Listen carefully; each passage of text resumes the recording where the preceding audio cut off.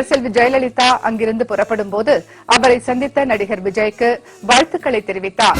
நீ சத்திர சமூகார யாகம் தான் பண்ண, உனைய சத்திர சமூகாரமே பண்ணாங்கல்ல. உழைக்கிறவனுடைய உழைப்பை சும்மா இருக்கிறவன் சுரண்டி திங்கிறதுக்கு கண்டுபிடிக்கப்பட்டதுதான் இந்த யாகம். அதுக்கு ஒரு பரிகாரம் சொல்லுவான். வெள்ளக்காக்காயே 2 தடவை பார்த்து 3 தடவை முட்டி போட்டு நின்னா தான் சரியா போகும்னு. பார்க்க முடியுமா? முட்டி போட முடியுமா? முடியாது. அப்ப நீ என்ன பண்ணணும்? அப்ப என்ன யாரும் பண்ணணும்? இவனை அலி அவனை ஒலி அப்படின்னு 2 பேரும் வந்தீங்கன்னா யாரெல்லாம் நான் அழிக்கிறது? ஏற்கனவே எனக்கு பலம் கொடுக்க மாட்டேன். ஒரு மாம்பழம் கொண்டு வந்தால் உங்கள் இருவருக்கும் சண்டை வந்து விடுகிறது. அதனால் தான் மேங்கோ ஜூஸ். பிற மதத்தை சார்ந்தவர்கள் இந்த இடத்திற்கு மேல் உள்ளே செல்லக்கூடாதுன்னு போர்டு வச்சிருப்பாங்கல்ல. பரதநாட்டிய கலைஞர் ஜாகிர் ஹுசேன் காலம் முழுக்க இந்து பக்தி பாடல்களுக்கு தான் பரதநாட்டியம் ஆடிட்டு இருக்கிறாரு.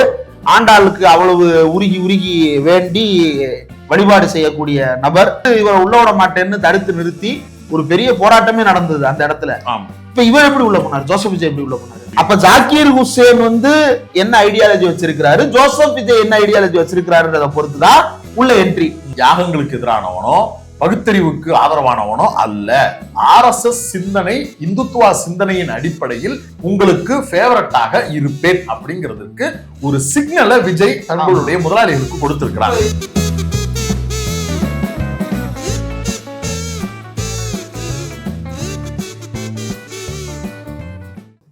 கையெடுத்துருங்க, இன்னொருக்குள்ள யாகம் வச்சிருக்கோம். ஐயா நீங்க வேற இன்னைக்கு சீரடியில போய் தரிசனம் கொடுக்க போயிருக்காரு. யாருக்கு? சாய்பாபாவுக்கு. அண்ணன் சார் தரிசனம். அண்ணன் தரிசனம் கொடுக்குறாரு.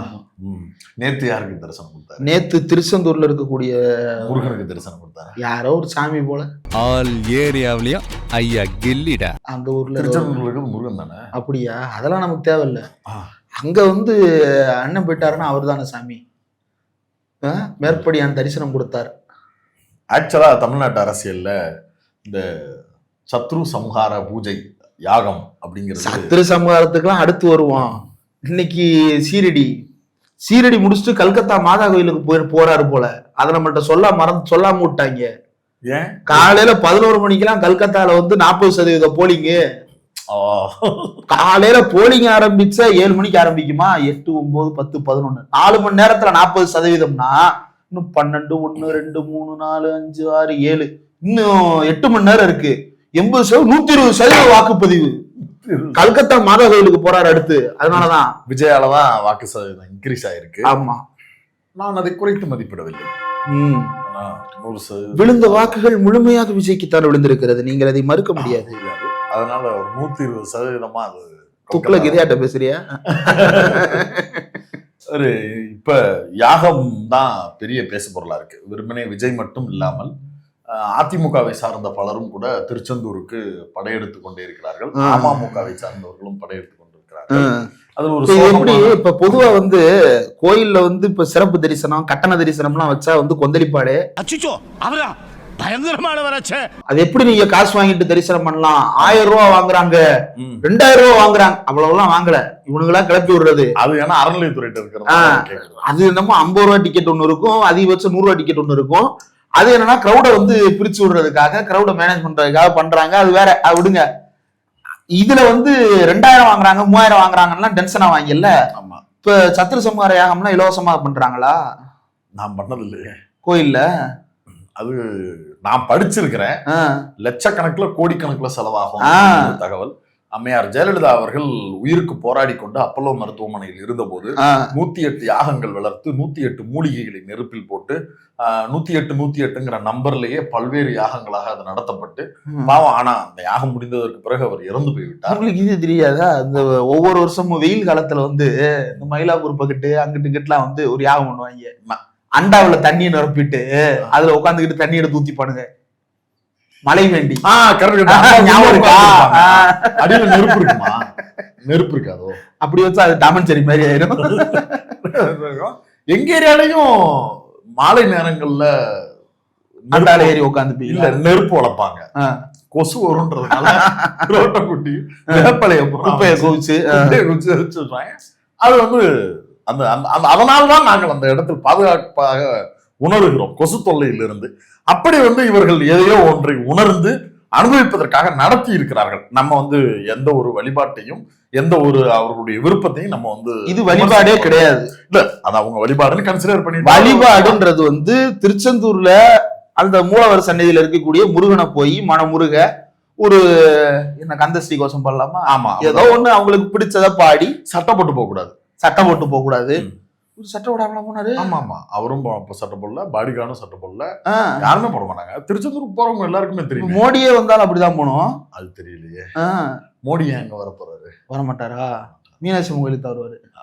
மீனாட்சி வருவாங்க. அதனால மீனாட்சி அம்மன் கோயில சட்டை கழட்ட விடுறது இல்ல. இது இப்படி கேட்டா நான் என்ன பதில் சொல்றது? கரெக்டா வைக்கணுமா இல்லையா? ஆமா ஆமா யாரா இருந்தாலும் கழட்டணும்ல. ஆமா நீ வா அடுத்து ட்ரம்ப கூட்டிட்டு வர, நீ சட்டையை கழட்ட வைக்கிற, அப்புறம் பாப்போம். அது வழிபாடு அப்படின்னு அவங்க கன்சிடர் பண்றாங்க அப்படின்னு பட்சத்தில் அது அவங்க பண்றது ஓகே.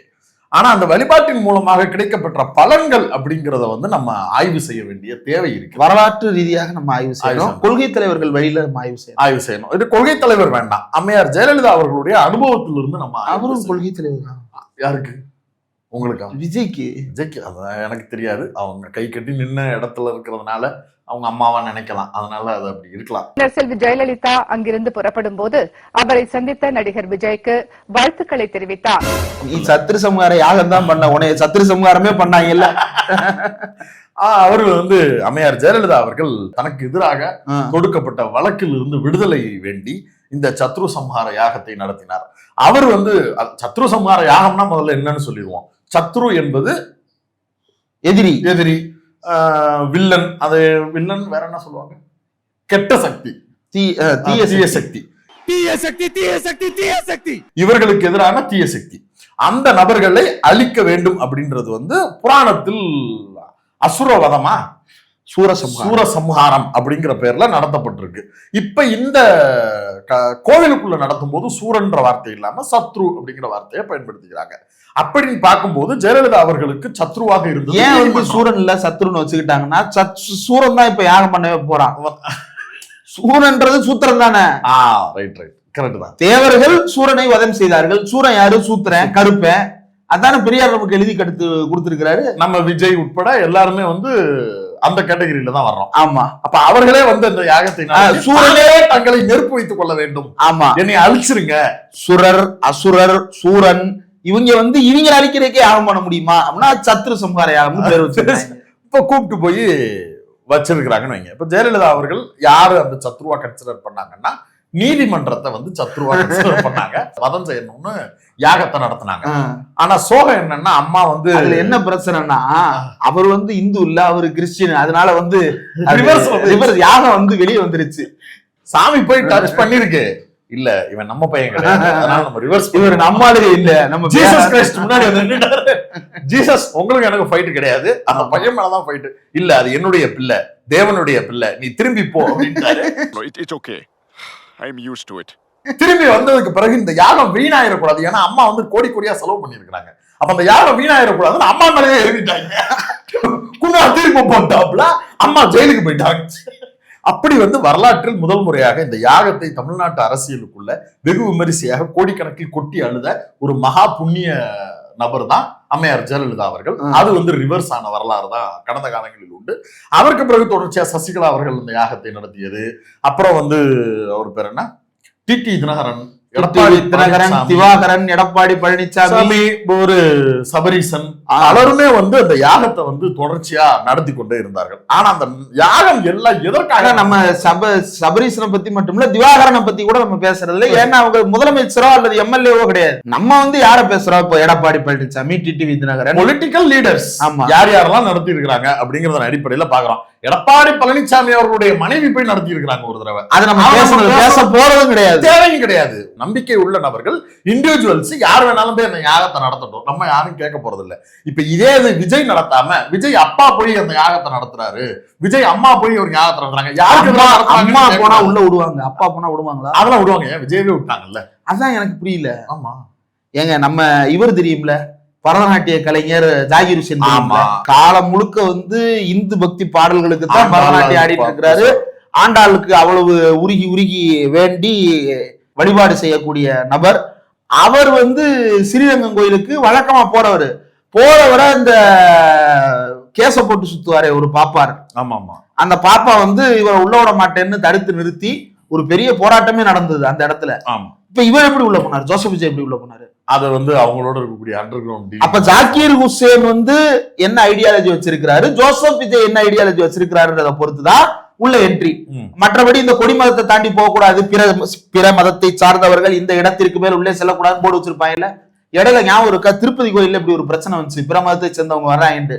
உடனே என்ன பண்ணாங்க, வெளியே ஒரு நோட்டு வச்சு நான் இந்து மதத்தை சேர்ந்தவன் தான் அப்படின்னு சொல்லிட்டு எழுதி கையெழுத்து வாங்கினாங்க. ஒண்ணுக்கு 100 தடவை எழுதுங்கன்னு எழுத வச்சு கையெழுத்து போட்டு பவன் கல்யாணம் நானே கையெழுத்து போட்டுதான் போறேன் அப்படின்லாம் உருட்டிட்டு இருந்தாப்ல. பவன் கல்யாணம் கிறிஸ்டினா, அவர் ஒய்ஃப் கிறிஸ்டின். ஏண்டா பொண்டாட்டி கிறிஸ்டினா இருந்தாரு கூட்டு போகும்ல. ஓ அவ்வளவு ஸ்ட்ரிக்டா ஸ்டாண்டா வச்சு சோஃபா வச்சுன்னு ரஷ்யன்ல பேர் வச்சிருக்கானுவா, ஒய்ஃப் ரஷ்யன். அதனால என்னன்னா இது வந்து ஏற்றுக்கொள்ளக்கூடிய நடைமுறை அல்ல. ஒருவர் எந்த மதத்தையும் பின்பற்றுவதற்கு அவருக்கு உரிமை உண்டு. விஜய்க்கு இருக்கிற உரிமை மற்ற ஏன் இல்ல? இப்ப மில்டன் நினைக்கிறேன் காலையில திருச்செந்தூர்ல போய் நான் ஒரு யாகம் நடத்தணும்னு நினைக்கிறேன். நான் அப்படி பண்ண போறது இல்ல, பட் நினைக்கிறேன் எனக்கு அந்த பெர்மிஷன் கிடைக்க போதா? ஏங்க நான் எங்க அம்மா கூட கபாலீஸ்வரர் கோயிலுக்கு போனேன், வெளியே வரும்போது புளியோதரையோ பொங்கலை கொடுத்துட்டு இருந்தாங்க. வாங்குறதுக்கு வரிசையில நின்று புளியோதரை பொங்கலுக்கு நம்மளுக்கு என்ன வெறுப்பு? ஆமா, புளியோதரை பொங்கல் வாங்குற வரிசையில வந்தா அந்த ஆளு உனக்கு மட்டும் கிடையாதுன்றாரு. அப்படியே பாக்குறாங்க.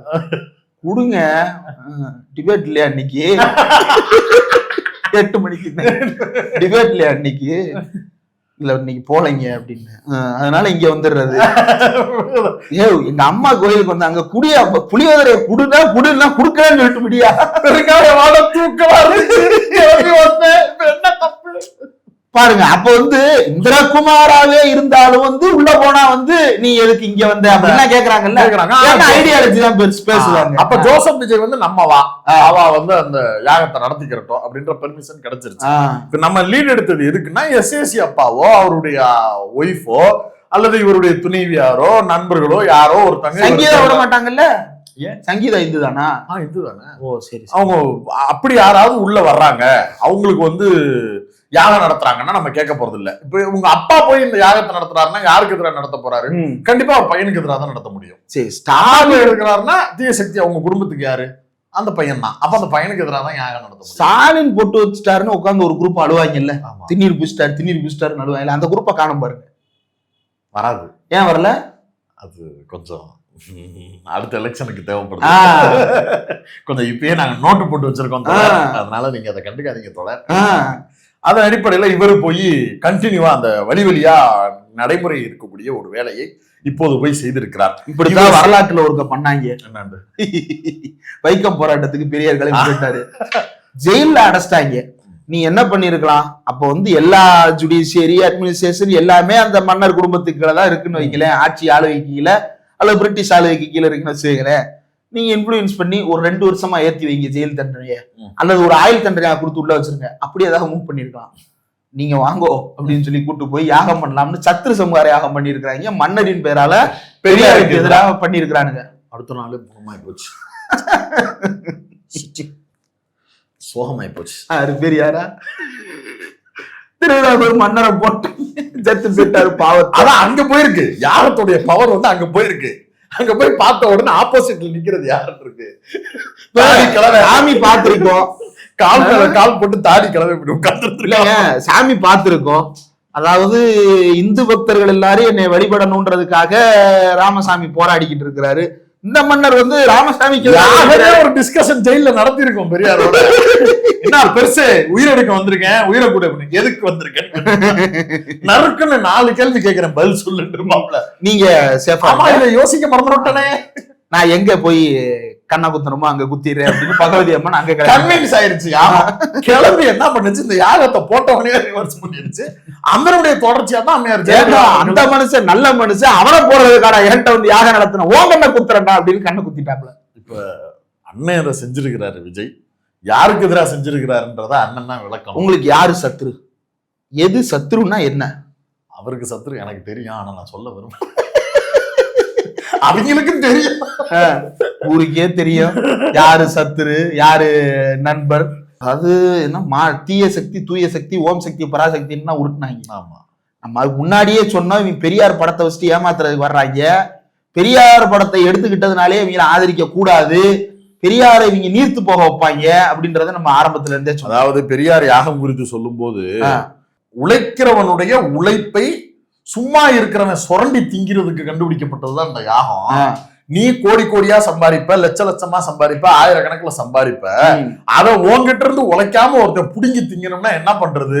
உனக்கு பாவம் இருக்கு, நீ புண்ணியம் தேடணும், உன் தலைமுறை விருத்தி அடையணும்னா கடவுள் உனக்கு, பகவான் உனக்கு இதை செய்வார், அப்படி இப்படின்னு உன் மண்டைய கல்வி. இந்த இன்டர்நேஷனல் லெவல்ல பார்மசூட்டிக்கல் இண்டஸ்ட்ரீஸுக்கு வந்து ஒரு இது சொல்லுவாங்க தெரியுமா? அவன் முதல்ல நோயை கண்டுபிடிப்பான், அதுக்கப்புறம் தான் மருந்தை கண்டுபிடிப்பான். அந்த மாதிரி உனக்கு ஒரு பிரச்சனை இருக்குன்னு சொல்லுவான், அதுக்கப்புறம் அவனே அதுக்கு யாகம் வளர்ப்பான். பிரச்சனையை எப்படி சொல்லுவான்ற? காக்கான்னா கரையும், காக்கான்றது கத்துறது, கரையுன்றது கத்துறது தானே. ஆமா ஆமா. ஓட்டு வீடா இருந்துச்சுன்னா ஓட்டு மாடியில நின்று காக்கா கரைகிறதுங்கிறது இயல்பான ஒண்ணு. அதை இவன் ஜோசியக்காரன் மூலமா அவன் சொல்லுவான். சமீப காலமா உங்க வீட்டு ஓட்டுல காக்கா நின்று கத்துதா? காக்கான்னா கத்தத்தானே செய்யும். உங்க வீட்டுல நின்று கத்துதா? ஓடுன்னு இருந்தா மேல வந்து கத்தத்தானே செய்யும். உங்க வீட்டுல கத்துதா? கத்துதுடா, பெண்ணடா, பாவம் பண்ணிட்டியேடா அப்படிமா. உங்க குடும்பத்துல யாராவது தற்கொலை பண்ணிருப்பாங்க? ஏன்டா உலகத்துல எல்லாரும் குடும்பத்திலயும் யாராவது ஒருத்தங்க செயின் வெளியே அப்படி தொடர்ந்து போனாங்கன்னா, ஒண்ணு விட்ட சித்தியுடைய சித்தப்பா வீட்டு பொண்ணு எடுத்தவங்களுடைய தாய்மாம வீட்டுல யாரோ ஒருத்தங்க. அதுக்கு ஒரு பரிகாரம் சொல்லுவான். வெள்ளைக்காக்காய 2 தடவை பார்த்து 3 தடவை முட்டி போட்டு நின்னா தான் சரியா போகும்னு. பார்க்க முடியுமா? முட்டி போட முடியுமா?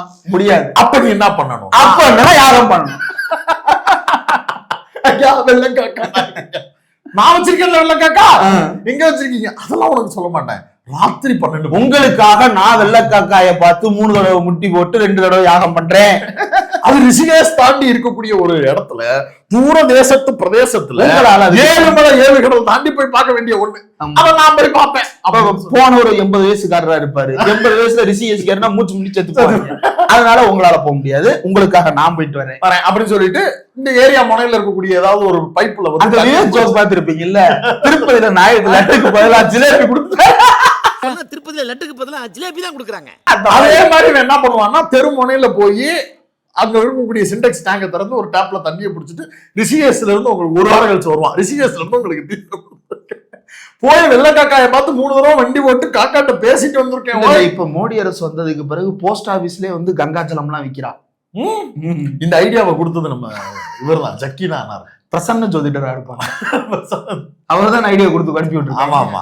இப்ப இந்த மாதிரி ஒரு ஸ்கேம் நடத்துவதற்கு உண்டான வேலை தான் இந்த யாகத்தினுடைய அடிப்படையே. ஏன்னா இத வந்து ஆதாரப்பூர்வம் இல்லாமல்லாம் நம்ம சொல்லல. தொடர்ச்சியாக இவர்கள் இப்படியான யாகம் நடத்தி என்ன சக்சஸ் ரேஷியோ இருக்குன்னு சொல்லுங்க. இல்ல நீ வந்து ஒரு சத்துருன்னு யாகம் பண்ற, சரி. இப்ப ஸ்டாலின் பேர்லயும் ஒரு யாகம் நடத்துவாங்க இல்ல? ஆமா. இப்ப இதுல யாருக்கு சத்துரு, யார போடுவா? இப்ப முருகனை யாரு கன்ஃபியூஸ் பண்றா?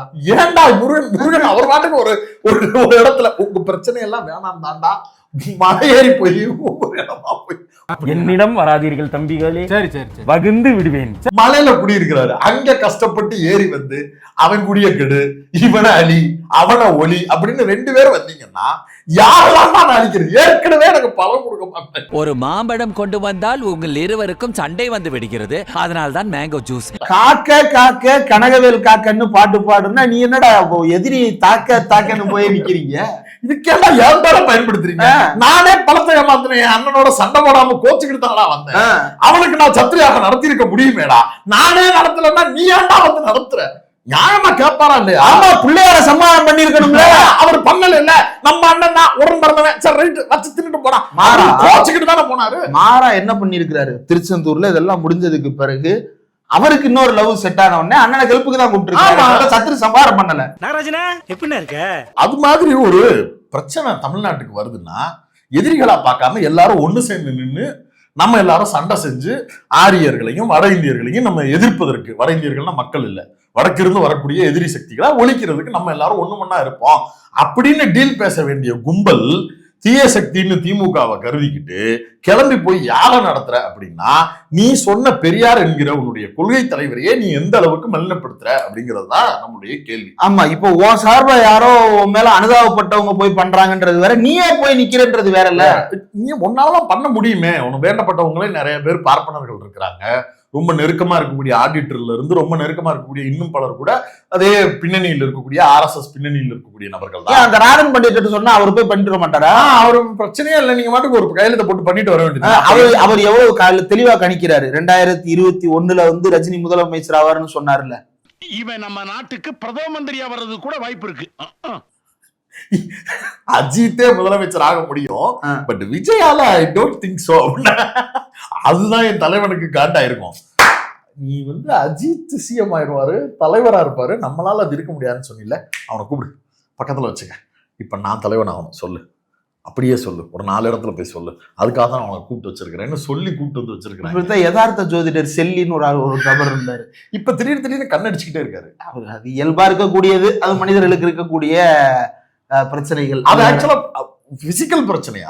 அது பிசியலாஜிக்கல். அது அவருக்கு ஏதோ ஒரு மேனரிசத்தை சொல்ல வர்றாருன்னு நினைச்சிட்டு இருக்கேன். இல்ல அது இந்த லைட் எல்லாம் எக்ஸஸா இருக்கிறது. நான் என்ன நினைச்சிட்டேன், அந்த 7ஆம் அறிவு படத்துல அந்த டிங்காங்கா அவர் பேர் என்ன வில்ல, அவர் வந்து இப்படியே குறுகுறுன்னு பாப்பாருல்ல. இல்ல நான் 20 வருஷமா இவருடைய படங்கள் எல்லாம் படிக்கிறேன். இப்ப இல்லையா, சின்ன வயசுல பக்தி ஸ்பெஷல்னு ஒரு புக் வரும், அந்த புக்ல யதார்த்த ஜோதிடர் செல்லியினுடைய கணிப்புகள் தான் வரும். அப்பெல்லாம் சின்ன வயசுல. அவர் ஒரு நாள் ஷூட்டுக்கு வரலன்னா முந்தின நாள் எபிசோடையே போட்டா கூட தெரியாது. புக் வாங்கி படிப்போம். அன்னைக்கு அவர் எழுதலைனாலும் அதுக்கு முன்னாடி ஒரு 7 வாரத்துக்கு முன்னாடி இருக்கிறத எடுத்து போட்டாங்க. அந்த வித்தியாசம். சின்ன வயசுல ஒரு தற்குறித்தனமான ஒரு வயதுல, ஒரு அறியாத வயதுல அதை செய்யறதுன்றது. என்னமோ இந்திரகுமார் பண்றது தப்புன்ற மாதிரி எல்லா நாளும் காலண்டர் பேப்பர் கிளிக்கும் போது ராசிக்கு பக்கத்துல என்ன இருக்குன்னு பார்த்த மேலுக்குதான் எல்லாரும் அந்த கர்மத்துக்கு தெரியாம கூட கண்டு போக கூடாதுன்றதுக்காக தான் எல்லா திராவிட இயக்கங்கள்ல வந்து கேலண்டரை மாத்தி கொடுத்துக்கிட்டு இருக்காங்க. கருமம் இவங்க நல்லா இருந்தா கூட அதை பார்க்கும்போது ஒருவேளை நடந்தா நல்லா இருக்கும்ல அப்படின்னு நினைக்க கூடாது, அதனாலே கேலண்டரை மாலாம். பள்ளிக்கூடம் படிக்கும் போது என் ராசிக்கு பக்கத்துல என்ன இருக்குன்னு பார்த்துட்டு போவேன். ஆனா ஒரு நாள் எனக்கு அது நடக்காது. எல்லாமே எனக்கு ராசிக்கு பக்கத்துல என்ன நடக்கும் பார்த்து சர்ச்சுக்கு போவேன். அது தனி கேட்டகரி. ஆர்சி கிறிஸ்டியன்ஸ்ல எல்லாருக்கும் ஈக்குவலா ஜாதக நோட்லாம் இருக்கும். ஜாதக நோட்லாம் இருக்குமா குமார்? உங்களுக்கு தெரியாதா? எனக்கே வீட்டுல ஜாதக நோட் இருக்கு. அப்படியா? எனக்கு வந்து அந்த ராசி மட்டும் தெரியும். அந்த கடகம் மிதுனம் இந்த இதெல்லாம் சொல்லுவாங்கல்ல, அதுல எனக்கு என்ன ராசின்றது தெரியும். ஆனா அதுக்கு பக்கத்துல இருக்கக்கூடிய துணையெல்லாம் இருக்கும் தெரியுமா, அது எதுவும் நம்மளுக்கு நட்சத்திரம் திதி அதெல்லாம் தெரியாது. ஆனா மஞ்சள் கலர்ல ஒரு சோசி அட்டை இருக்கும். அந்த அட்டையை தான் எடுத்துட்டு போய் பொண்ணு பாக்குறதா இருந்தாலும் கொடுப்பாங்க. இப்ப 12th படிக்கும் போதும் கொடுப்பாங்க, 10th படிக்கும் போதும் கொடுப்பாங்க, எல்லாத்துக்கும் கொடுப்பாங்க. எதுக்குடா அதை கொடுக்குறீங்கன்னு கேட்டா, அட்டையை மாத்தி வச்சாலும் காலாலும் கொண்டு போய் கொடுப்பாங்க. அடுத்த நாள் காலையில ஞாயிற்றுக்கிழமை இயேசுவின் நாமம், மண்ணுக்கு ஏத்த கிறிஸ்தவம். அப்படித்தான். அப்ப அந்த வழியில இருந்துதான் ஜோசப் விஜயும் அதை பிராக்டிஸ் பண்றாரு. இப்ப இப்படி போய் வந்து யாக வளர்த்து விஸ்வரூப தரிசனம் பாக்குறாராம். அது ஜெயலலிதாவே காட்டினாங்களே. இவர் விஸ்வரூபம் எடுக்கிறதுக்காக அந்த விஸ்வரூப தரிசனத்தை எப்படி முருகன் எப்படி விஸ்வரூப தரிசனம் கொடுக்குறாரு. முருகனுக்கு என்ன பண்ணுவாங்க, இந்த பக்கம் ஒரு வேல் சாத்துவாங்க, நெத்தியில ஒரு பட்டை அடிப்பாங்க, ஒரு பொட்டு வைப்பாங்க, பெரிய கிரீடம் வைப்பாங்க, ஆராத்தி எடுப்பாங்களா. அந்த மாதிரி வந்து நம்மளுக்கு யார் யார் என்னென்ன பண்ணணும், ஆதவர்ஜனா வந்து நம்மளுக்கு கிரீடம் வைப்பாரு. இவரு வந்து ஆதவர்ஜனா கிரீடம் வைக்க மாட்டான், நாம வேணா அது மாதிரி இவர் விஸ்வரூப தரிசனம் காட்டுறதுக்காக விஸ்வரூப தரிசனம் பார்த்துட்டு வந்திருக்கிறாரா. இன்னைக்கு போய் சீரடி சாய்பாபாவுக்கு இவரே கோயில் கட்டி இருக்காரு. ஆமா, சென்னையில இருக்கு. அப்ப அந்த கோயில் மகிமை கம்மி. அப்ப யாரும் போகாதீங்க. அது பவர்ஃபுல் அங்கதான் இருக்குன்னு அண்ணனே சொல்றேன். இது மகிமை குறை. அடுத்து பிரத்யங்கிரா கோயில் வரிசையா போவாரு போல. 4ஆம் தேதி வரைக்கும் வரிசையா ஷெட்யூல் ஃப்ரீயா இருக்கு. இதான் கோயில். எதுக்காக இதை நம்ம பேசுறோம் அப்படின்னா, this is the signal for RSS BJP அப்படிங்கிறது தான் பொலிட்டிக்கலா நாம பார்க்க வேண்டிய ஒண்ணு. அதாவது நான் பெரியாரை கொள்கை தலைவராக ஏற்றுக்கொண்டேன், அம்பேத்கரை கொள்கை தலைவராக ஏற்றுக்கொண்டேன் அப்படிங்கிறதெல்லாம் வந்து தமிழ்நாட்டு அரசியலில் வாக்குகளை எடுப்பதற்குத்தானே ஒழிய நான் ஒருபோதும் யாகங்களுக்கு எதிரானவனோ பகுத்தறிவுக்கு ஆதரவானவனோ அல்ல. உங்களுடைய கருத்தியல் படி RSS சிந்தனை, இந்துத்துவா சிந்தனையின் அடிப்படையில் என்னென்ன சடங்கு சம்பிரதாயங்களை நீங்கள் சொல்லுகிறீர்களோ, பிற்போக்குத்தனமாக சொல்லுகிறீர்களோ, அது எல்லாவற்றையும் வளர்த்தெடுக்கக்கூடிய இன்னொரு ஜெயலலிதாவாக நான் உங்களுக்கு வழிவகை செய்து கொடுப்பேன், உங்களுக்கு ஃபேவரட்டாக இருப்பேன் அப்படிங்கிறதுக்கு ஒரு சிக்னலை விஜய் தங்களுடைய முதலாளிகளுக்கு கொடுத்திருக்கிறார். இதை பார்க்கிற எளியவர்களுக்கு ஒரு குழப்பம் வரலாம். அது எப்படிங்க ஜோசியக்காரன் சொல்றதை கேட்டு கோயிலுக்கு போனா RSS சிக்னல் ஆகலாம் அப்படின்னு சிலர் கேள்வி கேட்கலாம். நீங்களோ அல்லது எங்க வீட்டுல இருக்கிறவங்களோ ஜோசியம் பார்க்க போறாங்க அப்படின்னா அவங்க வந்து பார்ப்பனர் ஜோதிடர்கள்ட்ட போறதுன்றது ரொம்ப ரொம்ப கம்மி. ஆமா, ஜோசியக்காரங்கன்னு ஒரு சிலர் இருப்பாங்க, அவன் என்ன சாதின்னு கூட தெரியாது. ஆனா அவங்க ஒரு சிலர் வந்து தாங்கள் இந்த எழுத்தாளரின் வழி, இந்த புலவரின் வழி வந்தவர்கள், என்னென்ன இது அப்படின்னு சொல்லிட்டு ஒரு சிலர் வச்சிருப்பாங்க. இது எதுவுமே இல்லாம என்ன காசுனே தெரியாது அவர் வந்து ஒரு ஜோசியம் பாத்துக்கிட்டு இருப்பாரு, இந்த கட்டம் கணிக்க தெரிஞ்சிருக்கும் அவர் பாத்துக்கிட்டு இருப்பாரு. Personally I know many people boss. எங்க மாமா ஜோசியம் பாப்பாரியா? ஆனா பூணூல் போட்டிருப்பாருல. பூணூல்லாம் போட்டிருக்க மாட்டாரு. ஆனா எங்க ஏரியால பூணூல் போட்டிருப்பாங்க. ஆனா அவங்க பிராமணர்களா இருக்க மாட்டாங்க. எங்க மாமா வந்து இந்த யாகங்கத்துக்கு உட்காரும் போது அப்படி அந்த ஐயர் வந்து ஒன்னு எடுத்து கொடுப்பாரு, அப்படி இப்படி சைன் எடுத்து கொடுப்பாரு, அதை எடுத்து அப்படி போடுவாரு. அவருக்கு அதுல நம்பிக்கை இருந்துச்சு. கடைசி வரைக்கும் நியூமராலஜி. எங்க தாத்தா வந்து வீட்டை விட்டு ஓடி போயிட்டாரு. எங்க தாத்தா எங்க அம்மாவோட அப்பா வீட்டு விட்டு ஓடிட்டாரு. எதுக்கு? பிள்ளை எல்லாம் படிச்சுக்கிட்டு இருக்கு பள்ளிக்கூடத்துல, மாடு மேய்ச்சு தீப்பெட்டி அடிக்கி விரை வெட்டி சம்பாதிச்சுக்கிட்டு இருக்கு குடும்பம். இவர் வீட்டு விட்டு ஓடிட்டாரு. எங்க என்ன ஆனாருன்னே தெரியல. ஒரு 2-3 வருஷம் கழிச்சு பிஜேபியில சேர்ந்துட்டாரா? பிரதமர் ஆயிட்டாரா? அப்ப ஜனசங்கம் கூட கிடையாது. இவர் வந்து இங்க இருந்து எங்க ஊர்ல இருந்து ஒரு குரூப் சாமி மலைக்கு போய் வேடிக்கை பார்க்க போயிருக்காங்க. சாமி மலையை சுத்தி பார்க்க போனவங்க வந்து சந்திரா உன் புருஷன் சாமி மலையில உட்கார்ந்து இருக்காரு அப்படின்னு சொல்ல, என்ன நீங்க கிளம்பி போனா அங்க ஒரு 10 பாப்பா வந்து இப்படி வணங்கி நிக்கிறாங்களாம் தாத்தாட்ட. என்னன்னா ஜோசியம் கேட்கறதுக்கு. நியூமராலஜி ஸ்பெஷலிஸ்ட் போல. அப்ப இந்த மாதிரி வந்து கணிக்க தெரிஞ்சவன்ட்ட போய் நம்பரை வச்சு இதெல்லாம் சொல்றது. ஆமா ஆமா ஆமா ஆமா. அவரு லெட்டர் பேட் எல்லாம் அடிச்சு வச்சிருந்தாரு, நல்லா சம்பாதிச்சுக்கிட்டு இருந்தாரு. ஒரு கட்டத்துல இழுத்துட்டு வந்துட்டீங்களா? இந்த ஃபேமிலிக்கு வீட்டுக்கு வாயான்னு சொல்லி கூப்பிட்டு வந்தாச்சு. அது வேற. இப்ப என்ன சொல்ல வந்தேன்னா, இந்த மாதிரி ஜோசியக்காரங்க இருக்கிறாங்க. அவங்க பார்ப்பனர்களா இருக்க மாட்டாங்க. அவங்க வந்து இந்த கடவுள் கேட்க மாட்டாரா? ஏன்டா அவங்க ஒரு குழந்தை படிச்சுக்கிட்டு இருக்கு, வீடு கஷ்டத்துல இருக்கு, ஊர்ல விட்டுட்டு இங்க கிளம்பி வந்து என்கிட்ட வந்து உட்கார்ந்து இருக்கியே, உனக்கு அறிவு இல்லையா அப்படின்னு கடவுள் கேட்காதா? கடவுள் கேட்கறவங்க மாறா கடவுள் அனுக்கிரகம் கொடுத்திருக்காருங்க அவசியம் பாக்குறதுக்கு. அது உண்மை கிடையாது. கடவுள் உண்மை இல்லையான்னு நான் சொல்லல. கடவுள்ன்ற பேர்ல இவங்க ஏமாத்திக்கிட்டு இருக்காங்கன்றதுதான் உண்மை. ஆனா இந்த ஜோசப் விஜய்ன்ற நபர் வந்து எங்க தாத்தா மாதிரியான ஆட்கள்கிட்ட ஜோசியம் பாக்குறானா? மாட்டாங்க. கிடையாது. நீ நாகமணிட்ட ஜோசியம் பாத்தியா? கிடையாது. சீட்டுக்கு பின்னாடி யார உட்கார வச்சுட்டு வர்ற? பிரசன்ன ஜோதிடர் ஜோசியம் பார்த்துட்டு இருக்கா நீ? அப்ப இவங்க இந்த சிக்னலை யார் மூலமா இந்த டீல் எல்லாம் முடிக்கிறாங்க அப்படிங்கறது வந்து உள்ளங்கை நெல்லிக்கனி. பட்டு வேட்டி, பட்டு சட்டை போட்டு, பட்டு பொன்னாடை போர்த்தப்பட்டு ஒரு பார்ப்பனரை தன்னோடு அழைத்து வருவதும், அந்த பார்ப்பனர் மூலமாக யாகங்களுக்கு தேவையான வேலைகளை செய்து கொள்வதும், அவர் மூலமாக டெல்லியில் இருக்கக்கூடிய வடக்கு இருக்கக்கூடிய சில நண்பர்களை சந்திப்பதும், அவர்கள் மூலமாக அரசியல் முடிவுகளை காய் நகர்த்துவதும் அப்படிங்கிறது நார்மலா நடக்கக்கூடிய ஒரு செயல்பாடு அல்ல. நீங்க பாருங்க, பாஜகவுடைய அறிவுசார் தலைவராக ஜோதிடர் செல்லி தானே இருக்கிறாரு. ஆமா, அவரு விஜய் வருவாருன்றாருல. அவர் என்னமோ சொல்லட்டும். இந்த ஜோதிடர்களுக்கு வந்து RSSலயும் பிஜேபியிலையும் இருக்கக்கூடிய கனெக்ஷன்ஸ், குறிப்பாக பார்ப்பன ஜோதிடர்களுக்கு பிஜேபி RSSல இருக்கக்கூடிய கனெக்ஷன்ஸ் வந்து ரொம்ப ரொம்ப முக்கியமானது. அந்த கனெக்ஷன்ஸ்க்கு ஜோசியம் தமிழ்நாட்டு மக்கள் ஓட்டு போட்டாச்சு, உன்னை தேர்ந்தெடுத்தாச்சு, அதுல நம்பிக்கை கிடையாதுல்ல. அது நீ வந்து ஓட்டு கேட்ட, நீ என்ன சொல்லினாலும் ஓட்டு கேளு. மக்கள் அப்படி பண்ணிட்டாங்க இப்படி பண்ணிட்டாங்க, நீ பொய் கூட சொல்லி ஓட்டு கேளு. ஆனா மக்கள் சார்ந்து ஏதோ ஒண்ணு சொல்லி நீ பொய் வித்தராட்டம் சொல்லி ஓட்டு கேட்டா கூட மக்களை சார்ந்து ஏதோ ஒண்ணு சொல்லி ஓட்டு கேட்கிற அப்படின்னா வேற. அதை விட்டுட்டு கோயிலுக்கு ஓட்டு போட்டு முடிச்சதுக்கு பிறகு கோயிலுக்கு போய் நிக்கிறேன்னா, போட்ட ஓட்டு மேல நம்பிக்கை இல்லாம உனக்கு அந்த பொட்டியை கரெக்ட் பண்ண முடியுமான்னு தானே நீ பாத்திருக்க. அந்த வேலைக்கு உண்டான ஒரு ஃபர்ஸ்ட் ஸ்டெப் தான் இந்த. அதுல எவனையும் பொட்டியை கரெக்ட் பண்றதுக்குள்ள அனுப்பிட்டாங்களான்னு தெரியல. பூத்துல உட்கார்ந்து ஜனநாயகன் படம் பாத்திருக்கேன். அதான் அந்த மாசா ஸ்டேட்டஸ் போட்டிருக்கான் பாருங்க, எல்லா பொட்டிக்கு முன்னாடி ஜனநாயகன் படம் ஓடி ஸ்லைஸ் போட்டானுங்க ஜெயில போட்டு. மாசாசம் வேணுமா? மாசா ஸ்லைஸ் பண்றேன். இவங்க பாருங்க, உண்மையின் மீது நம்பிக்கையற்ற ஒரு கூட்டத்தை உருவாக்குவது அல்லது யதார்த்தத்தின் மீது நம்பிக்கையற்ற ஒரு கூட்டத்தை உருவாக்குவது, இல்லாத ஒன்றை நோக்கி அல்லது கண்ணுக்கு புலப்படாத ஒன்றை வந்து வேடிக்கை காட்டி ஏமாற்றுவது, மேஜிக் வேலை காட்டிட்டு இருக்காங்க. இன்னும் முதல்ல உங்க உழைப்பு மேல நம்பிக்கை வைங்கடா. நீ ஓட்டு கேட்டதை நம்பி ஓட்டு போடுவாங்கன்றத நம்பிக்கை விட, அந்த நம்பிக்கை இல்லைன்னா எதுக்கு தேர்தலுக்கு வர்றீங்க?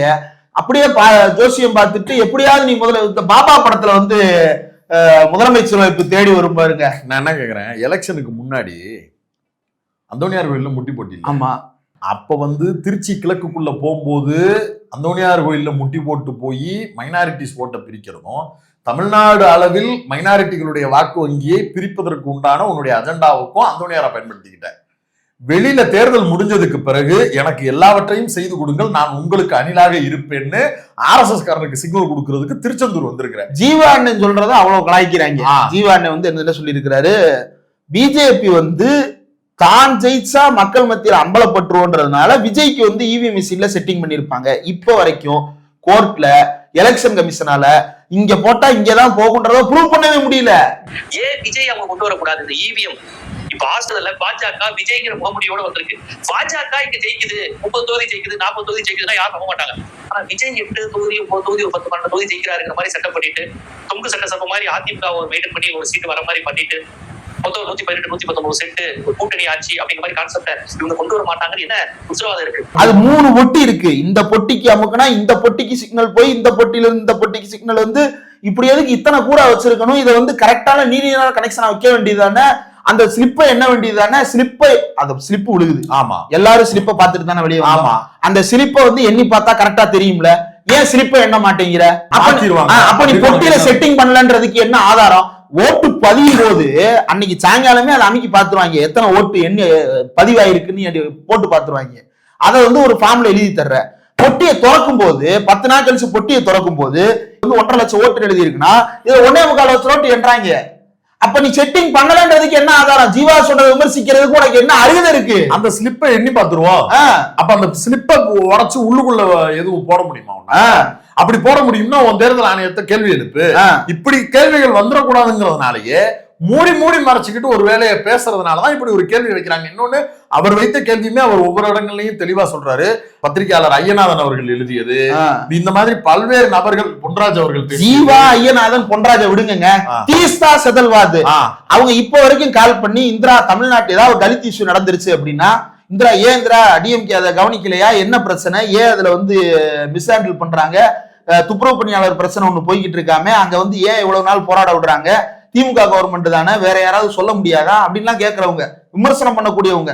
நம்ம நடத்தின அந்த பத்திரிகையாளர்கள் கூடுகையில கூட அவங்க வந்து பேசும்போது, திமுக தான் இந்தியாவில் இன்றைக்கு பாஜகவை எதிர்க்கின்ற சக்திகள்ல முதன்மையான சக்தி, ஐடியாலஜிக்கலான ஒரு பார்ட்டி. எந்த காலத்திலும் அவர்கள் RSS ஓடு துணை போக மாட்டார்கள். ஆனால் அவர்கள் பெண்கள், தலித் விவகாரங்களில் இன்னும் கூடுதல் அக்கறை செலுத்த வேண்டும் சொல்லிதான் அவங்க பேசுறாங்க.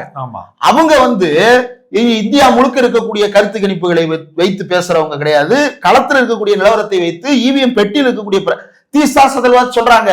அசோசியேஷன் ஃபார் டெமோக்ராட்டிக் ரிஃபார்ம் சொல்லுது. பிரசாந்த் பூஷன் பார்ப்பன வழக்கறிஞர், அவர் மீது பல விமர்சனங்கள் இருக்கிறது. ஆனா பாஜகவுக்கு எதிராக அவர் பேசும்போது இந்த இவிஎம் மிஷினை பத்தி இன்னைக்கு வரைக்கும் சந்தேகம் எழுப்பிக்கிட்டே இருக்கிறாரு. இது நம்ம ஜீவா கண்டுபிடிச்சாரு, ஐயனா கண்டுபிடிச்சாரு, பொன்ராஜ் கண்டுபிடிச்சாரு. இந்தியா முழுக்க இருக்கக்கூடிய அறிவுஜீவிகள் இவிஎம் மிஷின் மேல சந்தேகத்தை எழுப்புறாங்க. அப்ப அந்த கேள்வி நியாயம் இருக்க கண்டுதான் நீதிமன்றம் இப்ப வரைக்கும் முழுசா ஒரே மூச்சா உட்கார்ந்து தேர்தல் ஆணையத்தை கூப்பிட்டு ஒரு முடிவெடுக்க முடியாம தவிச்சுக்கிட்டு இருக்கு. அதுல இருக்கக்கூடிய சந்தேகத்தை கேள்வி எழுப்ப வந்தா கான்ஸ்பிரசி எழுத ஆரம்பிச்சிட்டாங்க அப்படின்னு நீ சொல்றன்னா, சொல்ற உனக்கு இருக்கக்கூடிய நோக்கம் தான் சந்தேகத்துக்குரிய. இவனுங்க 4ஆம் தேதி கலவரம் பண்றதுக்கு ரெடி ஆகுறானுங்க. அதான் பிரச்சனை. இந்த அமெரிக்கால கேபிட்டல் ஹில்ல எரிச்சானுங்க, அங்க இருக்கக்கூடிய சுதந்திர மண்டபத்துக்குள்ள பூந்தானுங்க. அந்த மாதிரி இங்க ஒரு வேலையை பாக்குறதுக்கு அதுதான் அந்த ஆதரவு நான் குடிச்சிட்டு அன்னைக்கு எழுதுனது. புரட்சிக்கு தயாராகி மன்னிக்கணும், குடிச்சிட்டு கிடையாது, பிறழ்ந்த மனநிலையில் அல்லது மோசமான மனநிலையில் அல்லது மனநிலை பிறந்து போய் எழுதியது. நான்லாம் ஒரு வெங்கம்பையர், நான் சொன்னா எவனாவது வந்துருவானா அப்படிங்கிற மாதிரியான ஒரு கேட்டு அவரை சொல்லிக்கிட்டதுதான். ஆமா, அவரே சொன்னது, கோர்ட்ல சொன்னதுதான். அந்த மாதிரி வந்து தமிழ்நாட்டுல ஒரு கலவரத்தை உருவாக்குவதற்கு இந்த கூட்டத்தை வந்து தயார்படுத்திக்கிட்டு இருக்கிறாங்க. இப்ப என்னன்னா, அன்னைக்கு எல்லா பேரும் வெள்ளை சட்டை தான் போட்டு போனாங்க. அன்னைக்கு வந்து திமுக அதிமுக காரங்க கூட வெள்ளை சட்டை தான் போட்டிருந்தாங்க. எங்க அண்ணனுக்கு தான் ஓட்டு விழுந்திருக்கும், அப்ப ரிசல்ட்ல எங்களுக்கு சந்தேகமா இருக்கு அப்படின்னு சொல்லிட்டு நம்ம வந்து களத்துல இறங்கி ஏதாவது கூச்சல் பண்ணுவாங்க. வா, அப்படிலாம் வரமாட்டாங்க குமாரு.